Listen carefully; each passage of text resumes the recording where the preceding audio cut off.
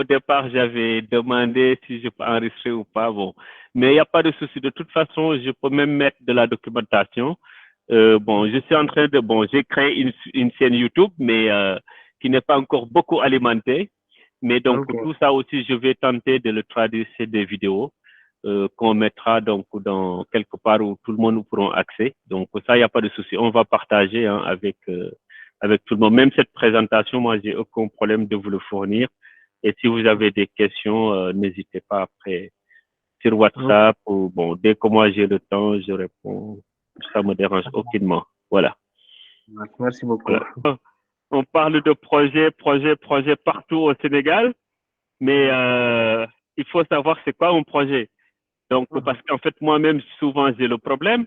Donc, il y a les jeunes partout qui me disent que j'ai un projet, je veux un financement, un projet, ouais, à un moment, quoi. Genre, comme on le dit en bon sénégalais. Mais si tu les poses la question, c'est quoi un projet, ils ne savent pas te répondre. Ils en ont beaucoup de faire poulailler. Voilà, dans beaucoup de faire poulailler, dans beaucoup de flis. Mais en réalité, xamuñu lan mooy ay critères projet, ils ne savent pas comment même construire un projet. Parce que moi, généralement, je leur dis que idée projet n'est pas égal à un projet. Tu as l'idée de faire ceci, mais tant que tu ne l'as pas formalisé, tu n'es pas dans un projet. Parce que généralement...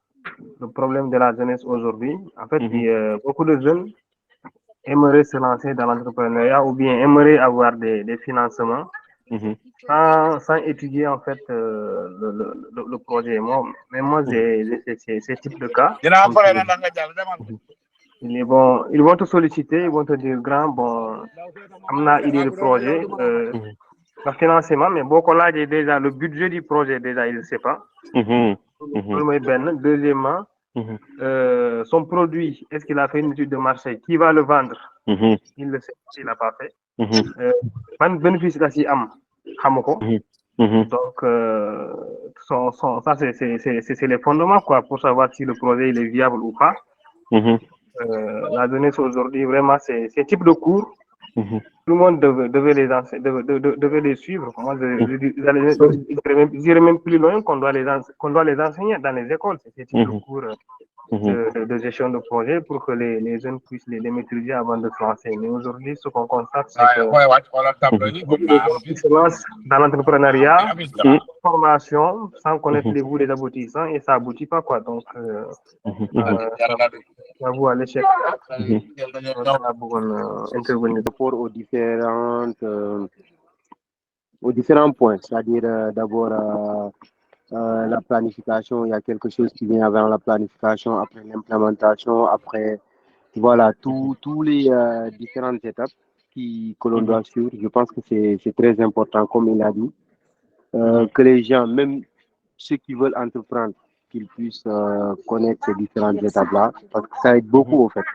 Ça aide à construire quelque chose, à faire les choses de façon rationnelle, de ne pas se lancer de façon aveugle. Et puis, ça aide aussi à pouvoir, si on veut développer un projet ou bien si on veut faire évoluer une entreprise, bien mettre en place, commencer dans l'entrepreneuriat, déjà bien démarrer, c'est très important. Mais ensuite, faire évoluer l'entreprise, c'est important que l'on puisse avoir ces étapes-là pour qu'à chaque étape, pour qu'à chaque chose qu'on va faire, qu'on puisse le concevoir sous forme de projet, qu'on puisse l'implémenter dans les meilleures conditions, quoi. C'est extrêmement important d'avoir ces connaissances-là. Pour moi, c'est la raison pour laquelle je suis venu suivre ces cours-là. Parce que, voilà, pour moi, j'ai besoin de ça. J'ai besoin d'avoir ces éléments-là, savoir comment on le fait. Au moins, demain, si je vais faire quelque chose, je sais au moins, il y a des étapes à suivre pour pouvoir réaliser un projet. Je vais m'inspirer de ça et puis ça va m'aider à construire ce que je veux faire. Effectivement. Ouais. Merci à Edith. Donc, comme le frère vient de le dire, c'est important. Ce cours-là, en tout cas, c'est à encourager et je vous félicite, moi, de ma part. Donc, vous me connaissez déjà, je suis entrepreneur dans la ville de Gandia. Je ne suis pas natif de Gandia, mais là, ça va. Donc, Donc, c'est vraiment, ça m'a fait plaisir quoi, de participer. Merci beaucoup, J'ai beaucoup appris quoi. Même moi, j'ai des investisseurs. Pour vous confirmer que j'ai beaucoup appris, je viens de suggérer à un de mes investisseurs d'augmenter la capital. Donc, je me suis basé sur l'étape où vous disiez les motiver. Donc, motiver les investisseurs et les travailleurs. Donc, pour vous confirmer que moi, j'ai déjà appris et j'ai commencé à appliquer ce que j'ai appris. C'est formidable. Donc, je viens de motiver un de mes investisseurs pour qu'il augmente donc la capitale de son financement. Donc, ça va. Et très bien. Il est important. Le business plan, il faut toujours le faire. Il faut toujours approcher les gens. Par exemple, je veux me lancer dans le domaine de la quincaillerie. Donc, j'approche ceux qui font la quincaillerie partout. Je les demande comment avoir les marchandises, à combien je peux avoir les marchandises, etc., etc. Après, tu te bases sur ces informations que tu as requises. Donc, après, qu'est-ce que tu vas faire? Tu vas essayer de savoir aussi quel est le montant dont tu as besoin pour bien se démarrer. Donc, ça va. Après, former une équipe. Une équipe aussi, c'est important, comme vous l'avez dit. Une équipe avec des gens bien formés ou bien des gens très engagés. Après, les objectifs et suivre les phases. Donc, alhamdulillah, j'ai beaucoup appris ça. C'est pour vous confirmer que tout ça, je le mettais en pratique, mais c'était en informel, quoi. Mais là, là, alhamdulillah. Donc. Répondre rapidement, on clôt la séance d'aujourd'hui. Et demain, on va faire encore beaucoup plus d'exercices. Je vous parlerai que de timeline, c'est-à-dire que comment mettre en place un planning. Et après-demain, si vous voulez, on va parler de comment estimer un budget. Et je pense qu'on aura vu les parties les plus difficiles, si bien que la gestion de projet est très large. Il y a des modules beaucoup plus poussés, mais quand même, au moins, on aura fait une partie. Donc, Mamadou Moustapha, je te laisse la parole. Assalamu alaikum, monsieur Nao. Je vais faire l'exposé. Vraiment, c'est riche. On a beaucoup appris. Mais j'ai deux questions à poser. La première est que est-ce qu'on peut entreprendre sans fixer des projets? Je répète, est-ce qu'on peut entreprendre sans fixer des projets? La deuxième question, est-ce qu'un projet peut être réalisé sans avoir des financements? C'est mes deux questions à poser, quoi. Ok, bah, je vais répondre rapidement. Et comme je dis, on est dans un échange. Donc, peut-être toi-même, tu as des réponses aussi à ces questions-là et d'autres présents aussi peuvent avoir des réponses. Donc, mais moi, la première question, est-ce qu'on peut entreprendre sans projet? Pour moi, en fait, entreprendre, c'est déjà avoir un objectif, si je le comprends, en termes de définition. Donc, c'est quoi entreprendre? Supposons, donc, Moustapha, donc, tu veux mettre en place une quincaillerie ou une boulangerie, donc, dans ta commune, ou bien même, tu veux, en fait, faire ceci ou cela. Dès que tu commences à dire que je veux faire ceci, c'est-à-dire que tu commences à avoir un objectif. Tu commences à avoir un objectif. L'objectif, c'est ce que tu veux faire. Mais, ce qui te manque, c'est de décrire la trajectoire pour y arriver. C'est juste ça qui te manque, la baseline. Mais tu sais que tu as déjà un objectif. Dès que tu as un objectif, rapidement, c'est parce que tu commences à remplir un des critères d'un projet. Objectif, première chose. Mais ça ne suffit pas. Donc, ce n'est pas encore un projet. Mais tu as juste les idées de ce que tu veux et là où tu veux aboutir en fin de compte. Très bien, Seydou. Voilà. Donc, c'est que c'est pas la meilleure façon d'entreprendre. Entreprendre, c'est quelque chose de très sérieux. Question, c'était quoi la deuxième question? Tu dis que pour réaliser un projet ou quelque chose, Moi, en tout cas, d'après mon expérience, je reconnais que 3 valeurs.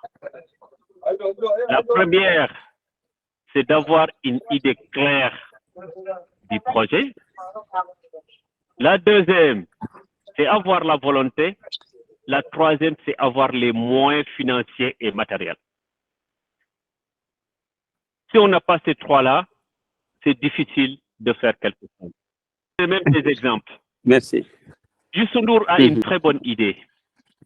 Il a les moyens, Youssou N'Dour a les moyens financiers et la volonté. Mais a les idées, il a la volonté. Il n'a pas tous les moyens. Mais il a démarré avec ce dont il a, ce petit dont il a.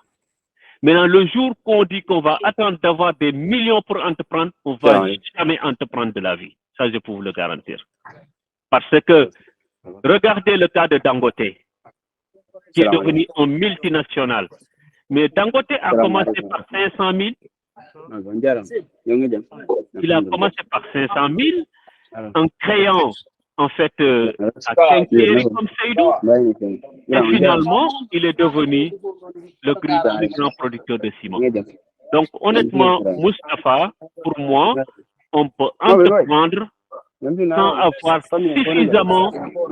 suffisamment de moyens.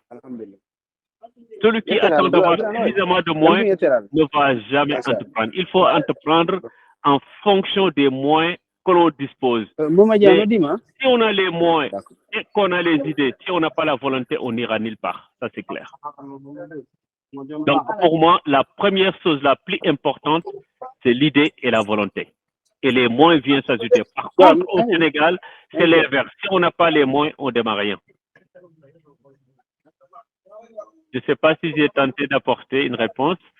Voilà. Sinon, mais Moustapha, même si on attend d'avoir des millions et des milliards, on ne sera jamais Dangote.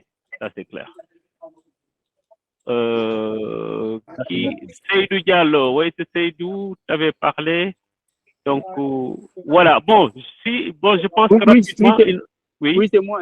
Bon, c'est ce que je voulais dire. Je disais que la jeunesse, ce qui les handicape des fois, c'est de voir des sous-métiers. Donc, il n'y a pas de sous-métier. Il faut toujours se dire, il n'y a pas de sous-métier. Mais il y a la vente même du café. C'est rentable.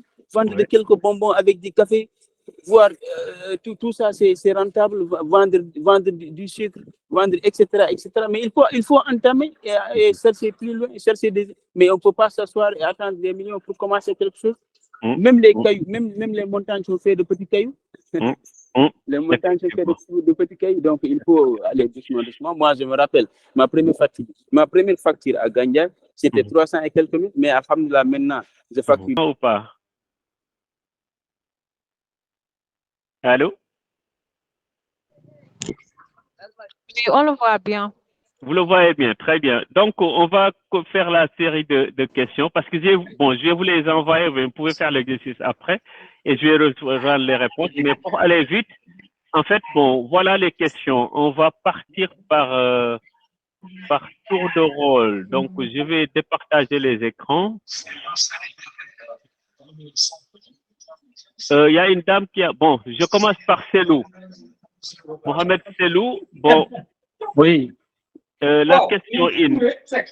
Bon, je vous pose une question. Organiser et piloter la réalisation d'un projet. Donc, en fait, qui parmi ces 3 personnes-là organise et...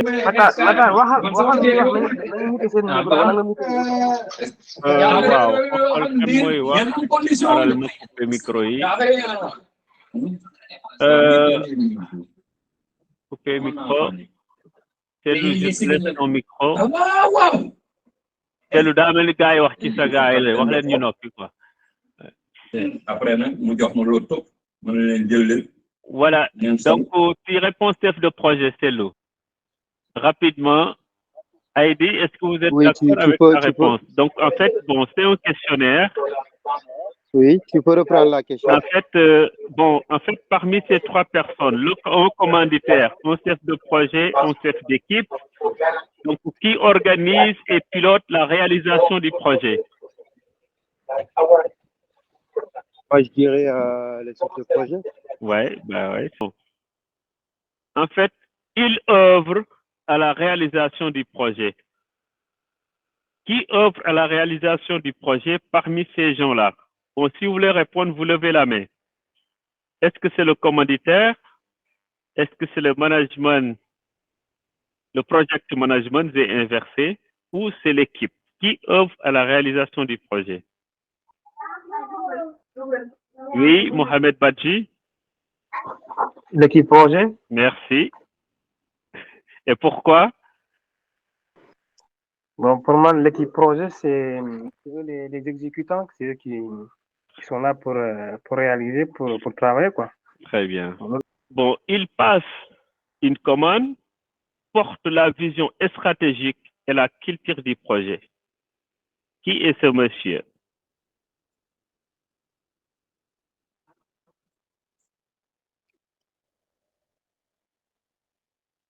Hein, l'équipe, il disait que l'équipe est constituée des exécutants, la maîtrise d'œuvre, etc.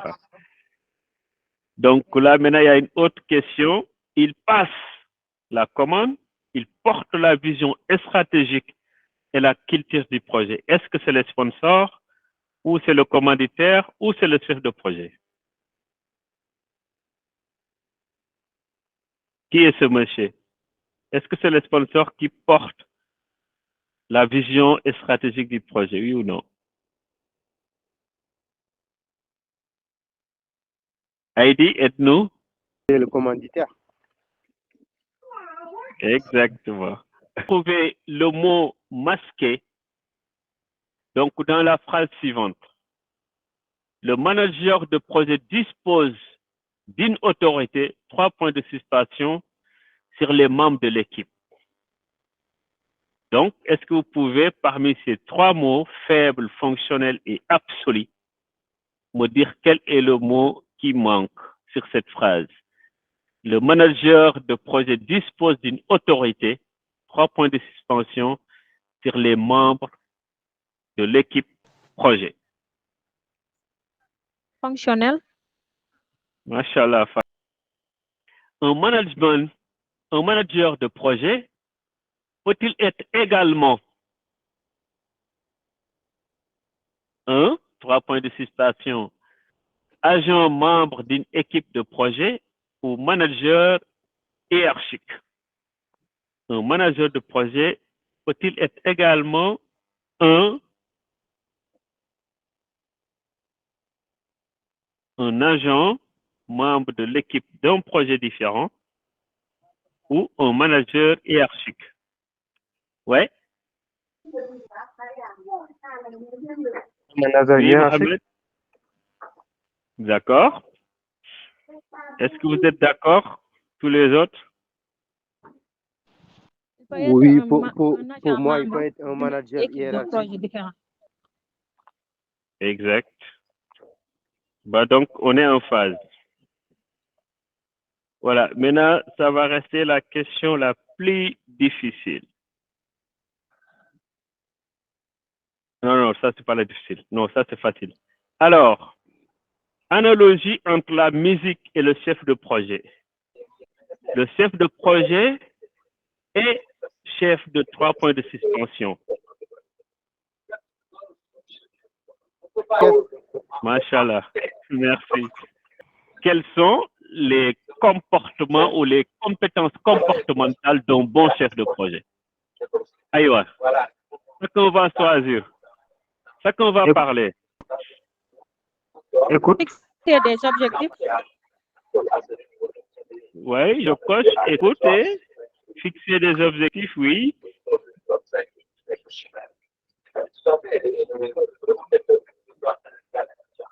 Alors, qui d'autre?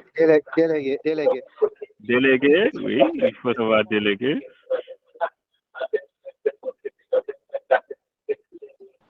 Yaro, tu nous proposes quoi? Planifier. Affirmation de soi. Surtout la diplomatie aussi. Diplomatie.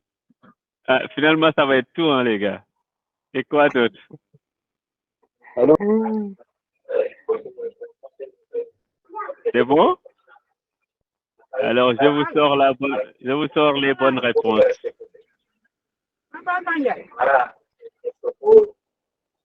Aydi man trouvé naa ñetti yëpp écouter diplomatie ak affirmation du droit. Voilà. Donc voilà. Donc en fait, tout est bien. Voilà. Donc voilà. Donc la fin de cette séance-là. Donc c'était un plaisir quand même. Donc Wow, pour conclure, j'ai dit l'idée que tu as développée tout à l'heure, le fait de pouvoir rester en contact et d'échanger sur certains éléments, mais surtout ce que tu as annoncé au départ quand on parlait d'entrepreneuriat, peut-être aussi une autre formation sur comment entreprendre, mais en attendant finir celle-ci et puis discuter sur comment est-ce qu'on va trouver peut-être un autre créneau, une autre semaine où tu pourrais organiser une formation sur comment entreprendre, ce serait bien également. D'accord. C'est surtout ça, quoi. C'est ça que je voulais dire. D'accord. Bon, par rapport à créneau, honnêtement, parce que je suis en vacances, une semaine, j'ai choisi midi 14h parce que je dis que Sénégal, cette heure pause là. Mais si on va mieux, il n'y a pas de souci, quoi. Voilà. Voilà. Je donne la parole à Alassane Gueye. C'est quoi? Qu'est-ce que tu voudrais nous dire? Alassane, pour désactiver le micro, tu cliques juste ci fii ci suuf la xam ndax yaa ngi gis sama souris bi ci wetu caméra bi mun nga def sa caméra aussi su la neexee ñu gis sa kanam.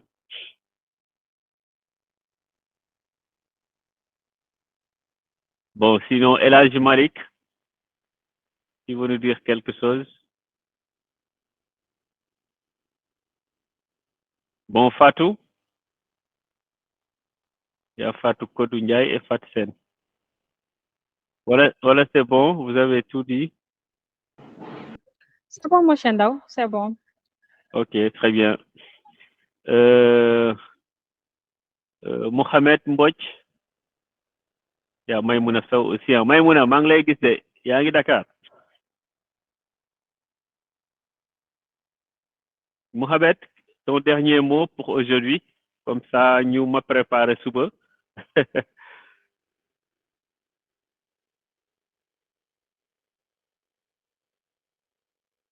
Bon, sinon Sané, je te laisse la parole.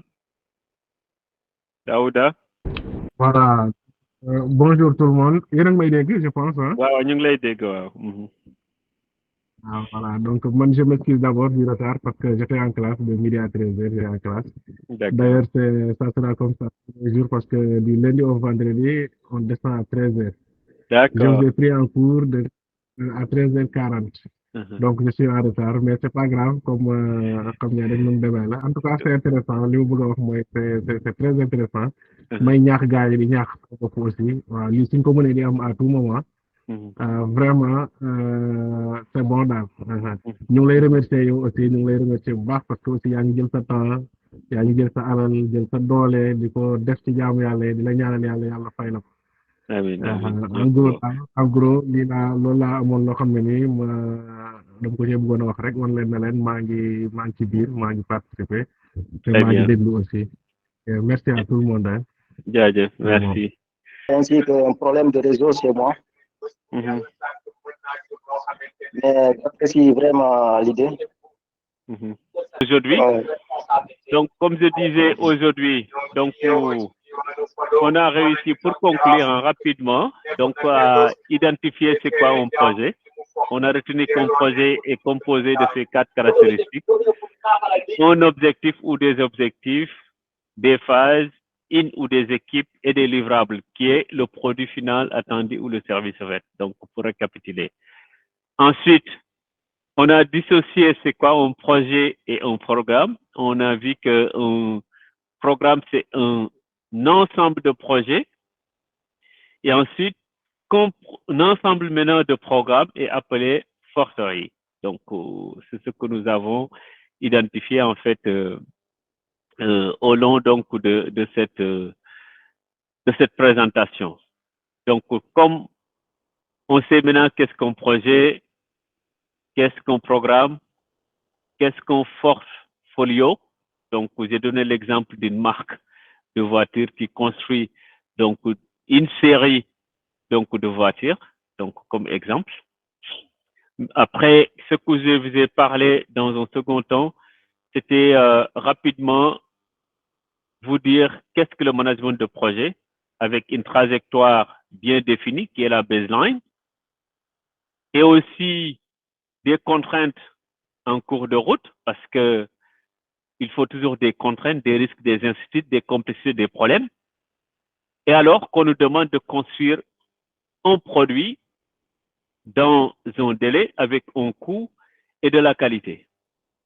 J'ai dit qu'il faut déjà établir en amont le plan de risque et ensuite tenter de le réduire en cours de route et aussi d'écrire un plan de performance pour nous mesurer à chaque étape donc, du projet. Après, je vous ai parlé de la méthode PLM, donc qui est là, divisée en 4 phases. Et chaque phase, en fait, les livrables qui sont attendus. Et aussi, j'ai fait le comparatif avec les coûts consommés. En phase de planification, généralement, on est dans les 20%. Dès qu'on dépasse la planification vers l'exploitation, on est donc dans les 80%. Et qu'il faut noter que c'est impossible de modifier l'estimation budgétaire quand on va entamer la phase en fait d'implémentation. Et pour chacune de ces phases aussi, il faut toujours une réunion donc qui donne feu vert à aller à la suivante. En initiation, j'ai parlé donc de réunion de présentation qui est le kick-off, c'est-à-dire qu'on est d'accord sur ce qu'on doit faire, on sait tout ce qu'on a besoin en budget, en ressources humaines et autres, et en planification, on a les stratégies pour mettre en place donc le produit, on a les acteurs, on a affecté à chaque acteur en fait la tâche qu'il doit faire. Et moi, qui est le chef de projet, j'ai mon tableau de bord pour contrôler l'avancement, où est-ce que nous en sommes, pour qu'il y a des retards, voilà les risques et essayer de voir comment résister. Une fois qu'on est dans l'implémentation, on exécute. On exécute et une fois qu'on a fini l'implémentation et avoir fait tous les contrôles, là, on rentre dans la phase de garantie avant de clôturer. Et je disais tantôt que dans la phase de garantie, c'est le projet qui est garant durant cette période-là. Tout manquement ou détériorisation ou donc en fait autre, c'est à nous de le réparer. Et tant qu'on n'a pas fait la signature finale en donnant la main, ça ne revient. Donc l'estimation budgétaire, c'est du prévisionnel et la partie consommation, c'est le consommé réel durant le projet, les dépenses effectuées réellement. C'est différent de l'estimation où il s'agissait de faire que des devis budgétisés, je pense que ça va me coûter ça, etc. Et ça, j'ai mis en fait les différentes livrables, donc pour chaque phase. Donc, et là, j'ai terminé en conclusion, donc pour dire c'est quoi donc le management de projet, c'est quoi les compositions donc d'un projet, et enfin donc la méthode donc PLM, donc Project Life Cycle Management, donc qui est découpée en 4 phases, des phases qui sont synchrones et dépendantes des unes des autres. Et voilà, donc c'était ça la conclusion. Et demain, je vous propose donc de vous parler uniquement de la planification. Comment planifier un projet? Qu'est-ce qu'on a besoin pour planifier un projet? Même vous parler des outils de planification si le temps le permet. Et après-demain, dans le même créneau, donc bon, si on y arrive, je vais vous parler maintenant du budget. Comment estimer donc son budget et comment faire la différence entre l'estimation budgétaire et la consommation réelle et comment s'organiser aussi pour savoir qu'on est en fait dans le bon timing de budget, de ne pas attendre à la fin du budget pour annoncer à son client que je n'ai plus de budget, mets la main dans la poche sans le prévenir, sinon on arrête. Ce qui fâche la plupart donc des investisseurs et même, je dirais même, des clients. Donc, il faut savoir une méthode à chaque moment du projet de dire que, top, je devais consommer ça, est-ce que j'ai dépassé ou pas? Comment réajuster? Je devais finir le projet à tel moment, je vais déborder. comment faire pour réajuster? Et j'alerte. J'alerte qui? Donc, la personne qui m'a engagé donc, pour travailler. Donc, voilà, merci à vous tous. Et on se donne rendez-vous donc à demain, Inch'Allah Khorabi. Et Djeredjef, on reste aussi en contact sur le WhatsApp. S'il y a des questions, n'hésitez pas, je vais ouvrir le groupe Haïti et vous tous. Djeredjef, voilà. Merci beaucoup. Merci. Et merci à vous tous. Merci beaucoup, Matar. Allez, bonne journée. Djeredjef, merci.